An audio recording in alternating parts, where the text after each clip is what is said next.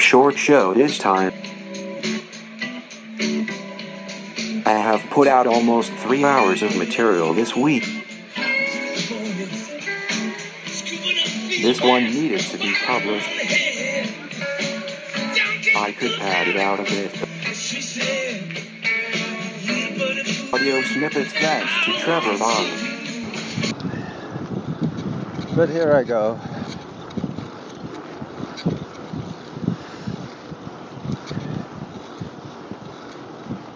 I have a few minutes to record an intro to Your 5 Minutes number 7 episode this year, 2021, the 7th time that I have asked for donations, contributions. I made the suggestion that for non-runners, if they wanted to talk about something non-running, I'm sure we all have had experience of learning to drive. That's a good topic. Everybody, every adult person I know has at some stage learned to drive. Not all of them. My son's never learned to drive,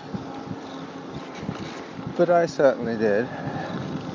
And for a short while, like from the age of 17 to the age of 27, I actually did quite enjoy the speed of driving. I was never a particularly good driver, but that's just a matter of me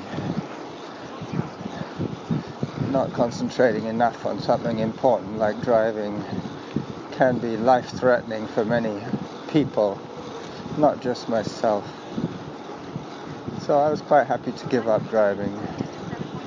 But my father taught me to drive, officially and unofficially. Unofficially, we all have sat on our father's or mother's laps when we couldn't reach the pedals and steered our parents' car while we were still small enough for them to override any errors we might make with our steering. But after that for the three brothers involved when we went camping. My father would let us sit on his lap and we would drive in the campsite. But officially, when I was old enough to drive, that was definitely my dad. Looks like they're putting in some new bridges here. That's good. Some new pedestrian bridges, building more access as I go through the scenic painted bridge. Hello. Just coming up on, the Selkirk Trestle. I will stop at the highest point and take a few photographs and check on a few readings. If the audio is still recording, I will leave it alone. That's the biggest drain on the battery, is fiddling with your screen. Hello. Hi. So I'm on the trestle now, bouncing across the wood. There are a couple of fours and a couple of pairs, quadruple skull and double skull.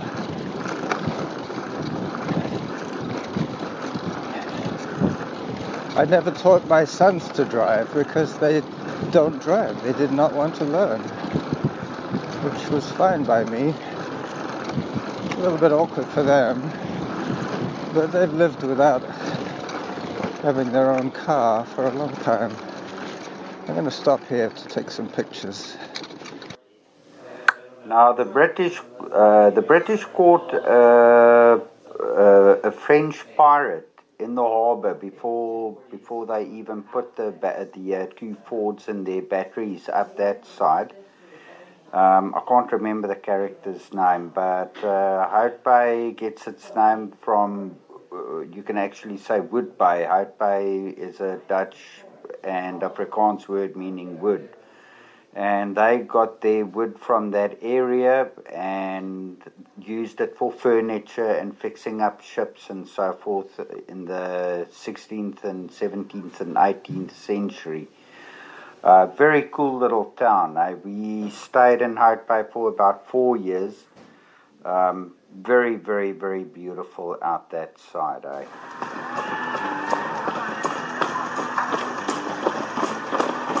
I have a new topic for the YFM, the Your 5 Minutes show. Yeah. Who taught you to drive? My dad did, actually. Yeah. I never went to the school. Didn't you do it through Lambert? No. Because I'm sure they had driver's ed. Yeah.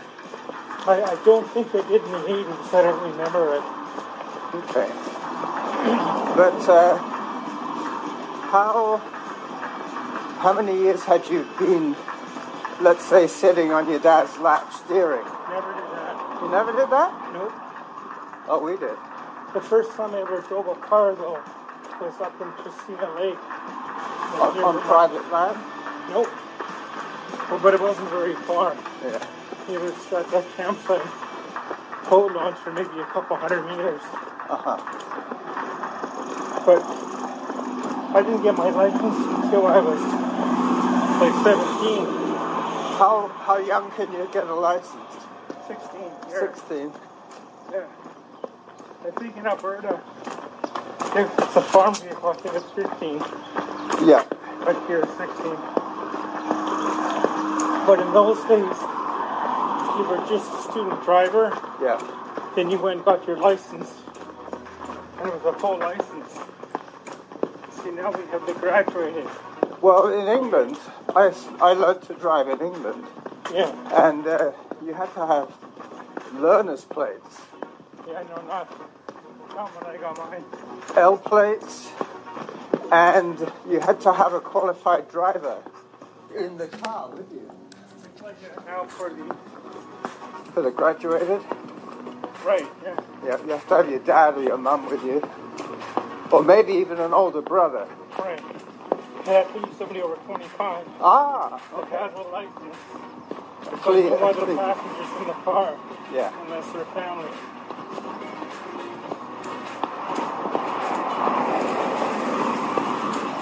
Sometimes downhill is more painful than uphill. Especially if you got sore knees. Did you meet people at work? One's from Sweden, one's from India, I think. Yeah. Since they already had licenses before they could just go down and take the road test. Right? Yep. I remember that.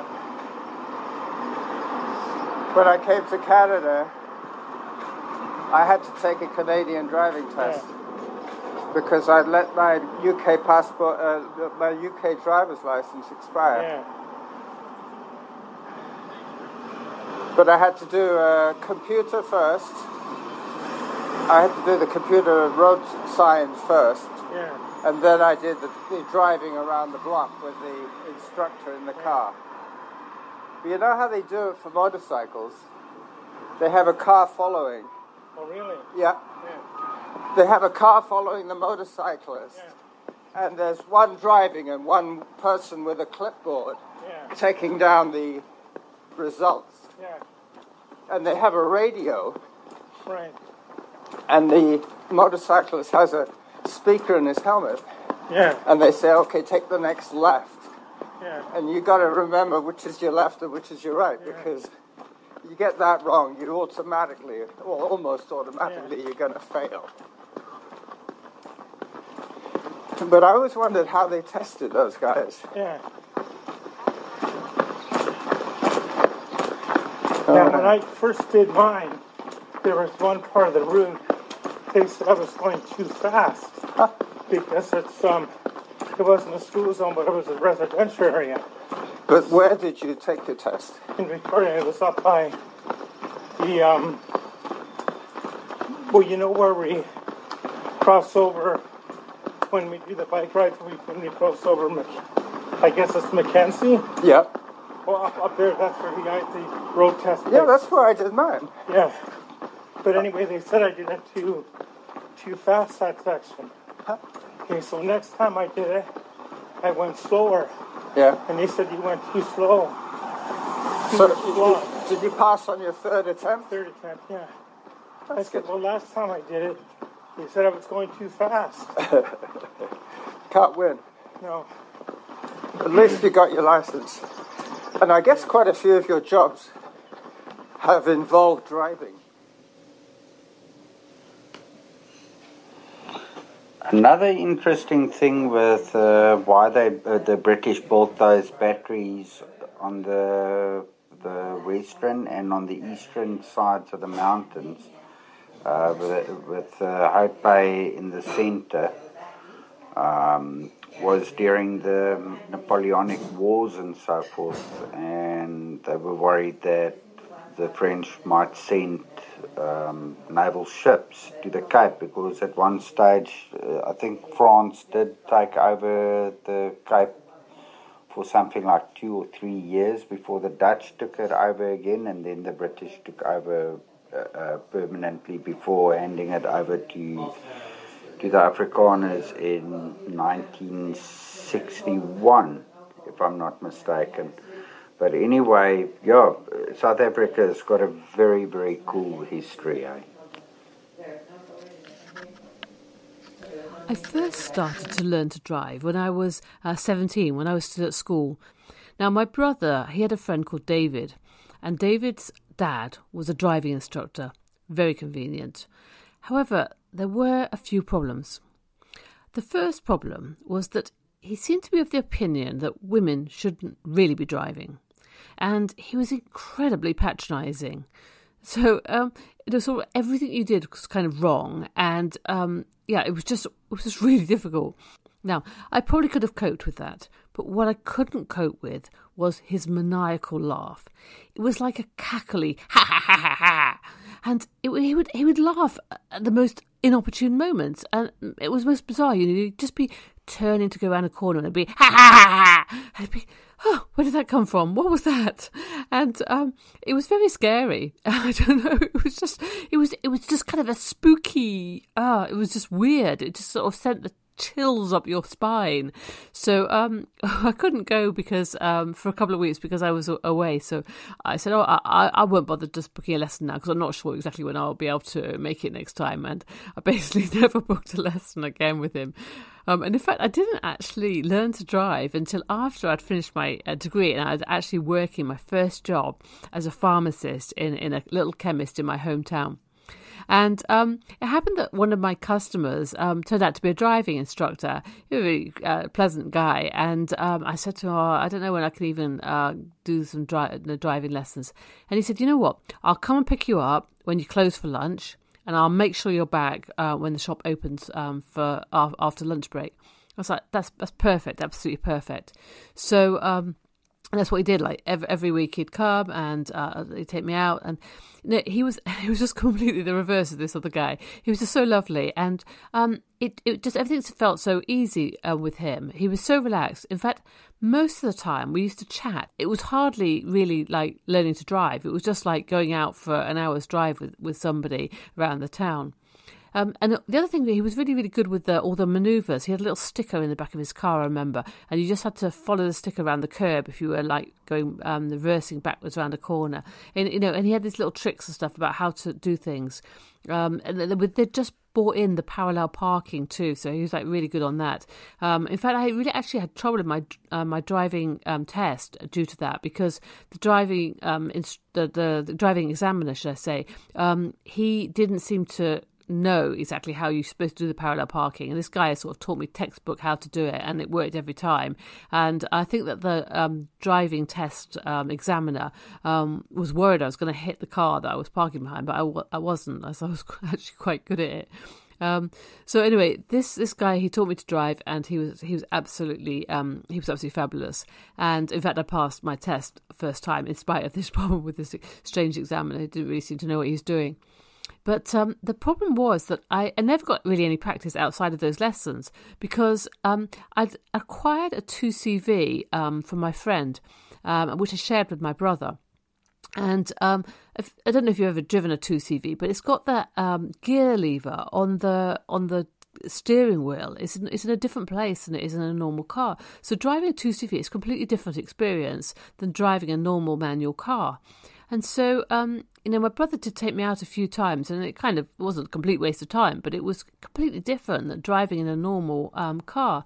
And so, and also the other thing is, in a 2CV, as you go around the corner, it's like being in a tin can on wheels, literally. And, as you go around the corner, kind of the whole thing kind of leans over. And but anyway, the thing with after I passed my test, I had that night I'd agreed to deliver some medicines to somebody in some place I didn't know in the town, and I said to my brother, "Oh, will you come with me?" I was expecting my nice brother to come with me. He's like, "No, I don't need to come with you anymore." Go on your own. It's like raining and driving this 2CV that I've driven about 5 times in my life before, trying to find my way around a part of the town I didn't even know. But anyway, I got there, and that was a rather eventful day for me, passing my test and having to drive this 2CV in the rain on my own.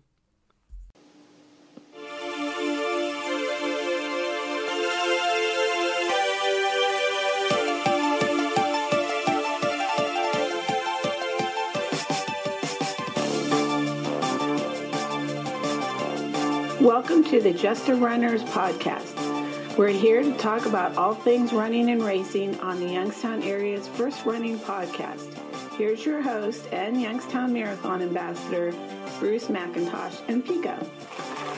Hey everybody, may the Force be with you.